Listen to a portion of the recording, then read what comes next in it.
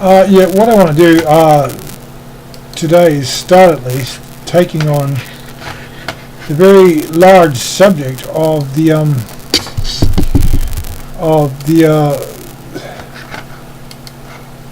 myth of Azazel. Now, if you read the book of Leviticus from the Torah, the Jews call the Torah, you get this this idea. Well, in English it says, Leviticus 16 verse 8 says, "Then Aaron shall cast lots over the two goats, one lot for the Lord, and the other for the scapegoat." Now, this scapegoat translation goes all the way back to the 3rd century BC translation, where the translators of the Hebrew into the Greek understood that this reference in Leviticus was to what it actually says in the Hebrew is famously or not, it actually refers to verse 8 here, refers to this strange cryptogram. Now, the book of Leviticus talks about the Yom Kippur ritual, as it's known, and it talks where Aaron will select two goats and present them to the Lord, before the Lord, at the door of the tabernacle of the congregation. And one goat is sacrificed, and the other goat shall be becomes the scapegoat, shall be presented alive before the Lord, and to make reconciliation by him, and to let him go as a scapegoat into the wilderness. Now, so this is the usual traditional, dare I say, translation of Leviticus, but in other translations, this funny word, the scapegoat, here is translated differently, because it is in fact a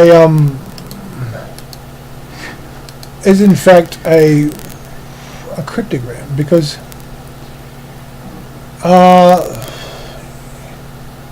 and this in fact corresponds to the one occurrence in the Bible. Well, there's only two of them. Here and here, verse 10 and verse 8. But this verb Azazel. Now, this is famous for, if you have because the book of Leviticus has this sort of this idea of there's two goats, and then some people have thought in the past, there must be God. One goat goes to God, and the other goes to a counterparty to God. That is to say, they've read it in a dualistic way, and thought that the Azazel, or the scapegoat, must refer to some kind of dualistic counterparty to God, like the good God and the bad God, the good guy and the bad guy, Ahura Mazda versus Ahriman, or God versus the devil. And some people in the past have read this phrase, this cryptogram, to mean something apart from the traditional, and it goes back a long way, because let me just say something about, see, the Hebrew grammarians of the Middle Ages were European, mainly German, and they'd just forgotten how Hebrew was pronounced. And you'll see this this consonant here, the chayan, which is pronounced in Arabic as a glottal fricative, chaya, which is quite difficult for Europeans, but in the Hebrew grammarians of the Middle Ages just assumed that the chayan was a silent letter, and they say that to this day. But even though Arabs and Sephardic Jews pronounce the chayan as a glottal fricative, Azazel. Now that, because the Hebrew grammarians of the Middle Ages assumed the chayan was silent, they wrote Azazel as an A-Z-A-Z-E-L.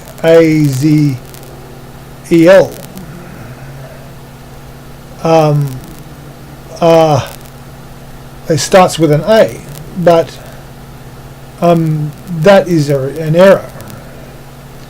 An error arising from their ignorance of Semitic languages. But it's an important error because it just shows that this error has carried on after the Middle Ages into Western culture. Now, is there a strong... You see, the text says one goat to Jehovah and one goat to Azazel. Now, it's a famously vexed translation because, for example, I mean, if you read just consult the Jewish Encyclopedia, there's a whole lot of readings now. There's a traditional rabbinical interpretation interpreting Azazel as rugged and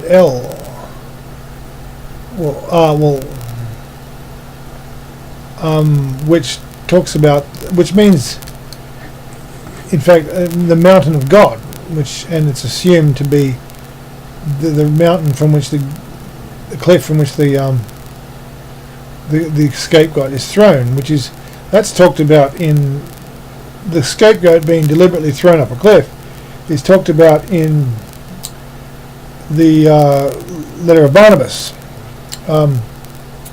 amongst other places. Now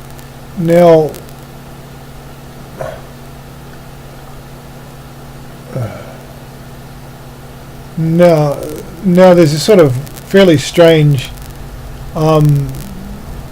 rabbinical sort of guesswork which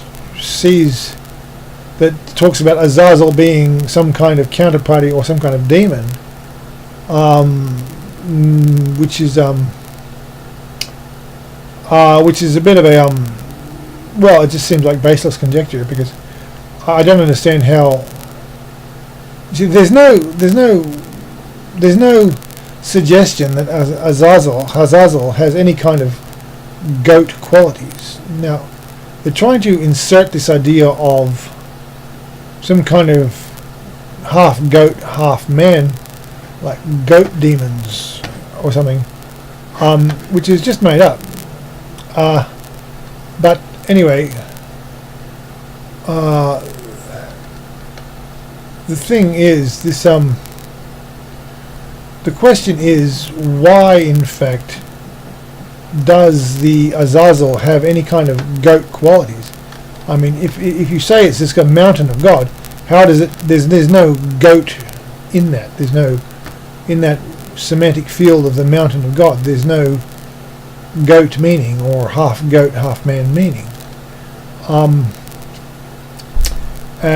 But you see, now what you see is the quote that you see all the time, surprisingly, that the Azazel is in the Book of Enoch, and Azazel is not in the Book of Enoch. I've looked and looked. Because the only remnants of the Book of Enoch is in the Old Ethiopic,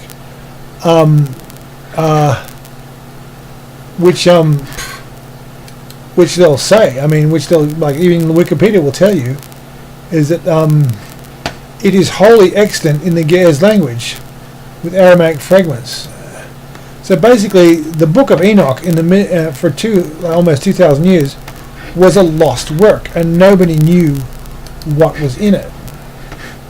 But you see this thing quoted again and again by 1,000 people, is that Azazel is in the Book of Enoch, and it is not in the Book of Enoch. There's an Azazel, but there's no mention of the problem with the actual. Did the Ethiopic monks in the Middle Ages, had they forgotten their Hebrew as well, and had they forgotten that Achayan was a lottal fricative and not a silent letter? And so, you can look. There's no Azazel in the Book of Enoch. And furthermore, the Azazel in the Book of Enoch is not depicted as a half goat, half man person, which is important because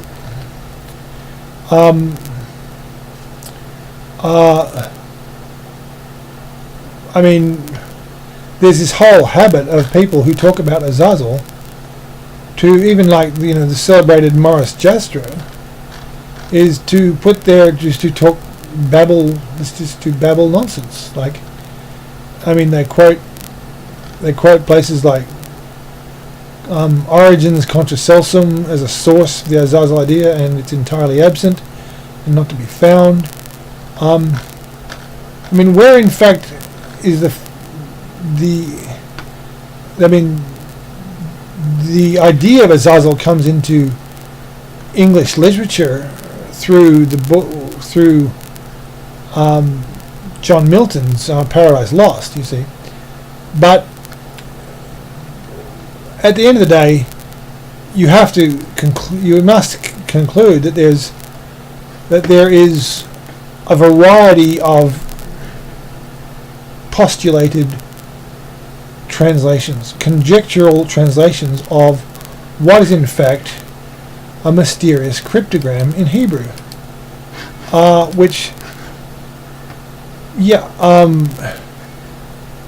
no one has thought up a satisfactory kind of translation. Now, this is the first occurrence of this idea of the devil as being some kind of half anthropomorphic, half god, half man, half goat entity.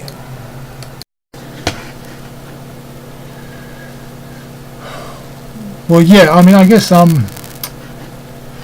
if you look at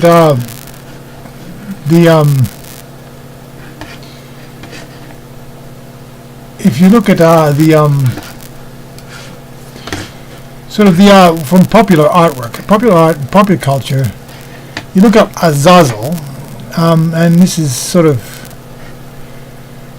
pretty much what you get is this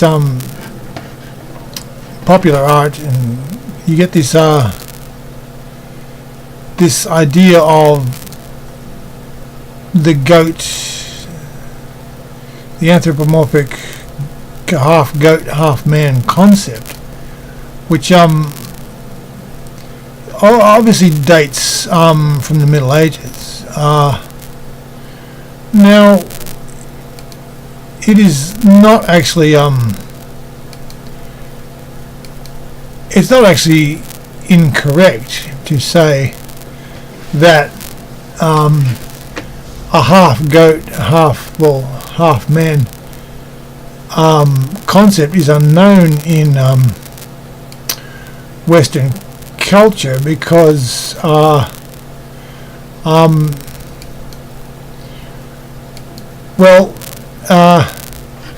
the way, this is a good example of the Azazel idea becoming completely identical with the Satan idea, or or Baphomet from the mythological Baphomet from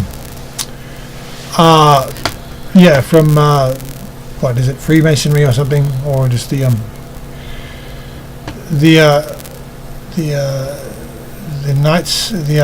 Knights Templar. But yeah, this is a very similar idea you see in the statues of Lucifer or Satan or whatever they want to call it.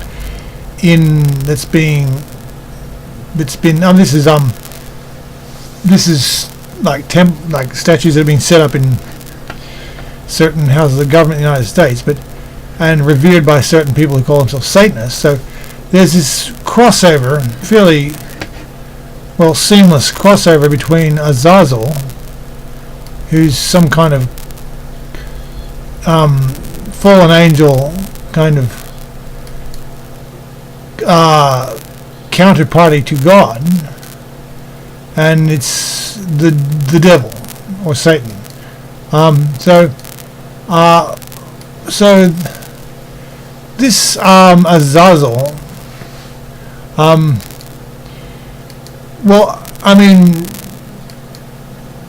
is this Azazel in fact the source of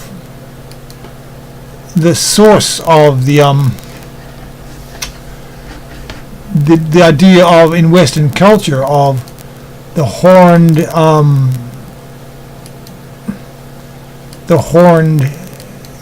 goat man, which represents the devil. Now, you see, that's a good example of this complete interchangeability between representations of the devil or Satan and Azazel.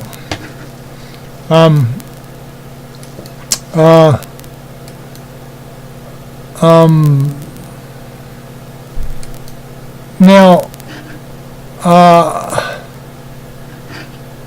if you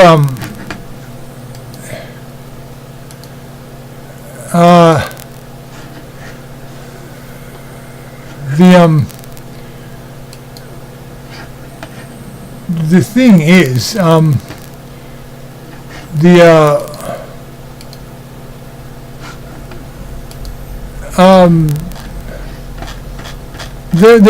there is sort of some, like, if you look up Alexander the Great,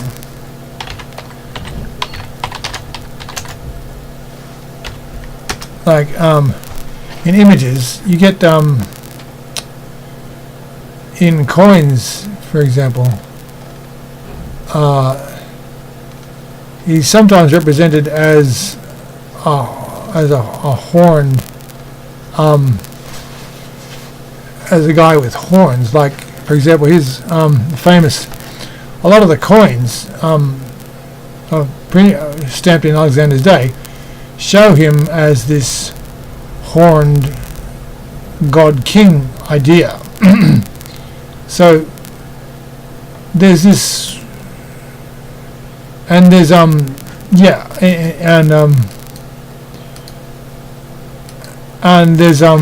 are, so in other art, obviously you get you look at Pan, pictures of Pan and Pan,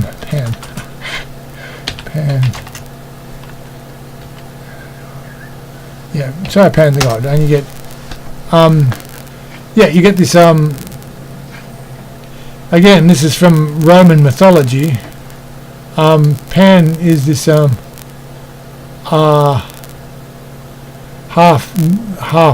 goat, half man sort of imagination.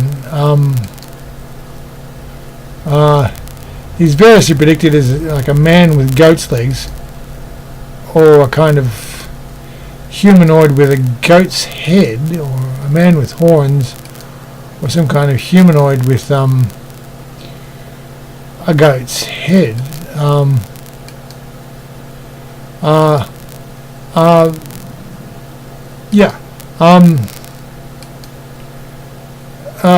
So in Western culture, there's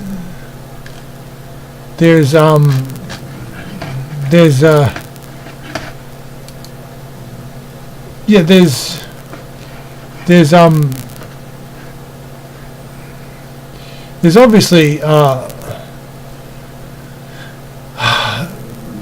antecedents, but the question is, at what point did this half goat, half man entity become identified with the devil?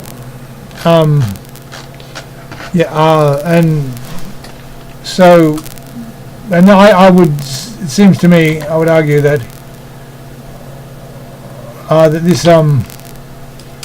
that this idea of the devil as a half goat, half man sort of humanoid concept is almost he's got horns, he's got he's got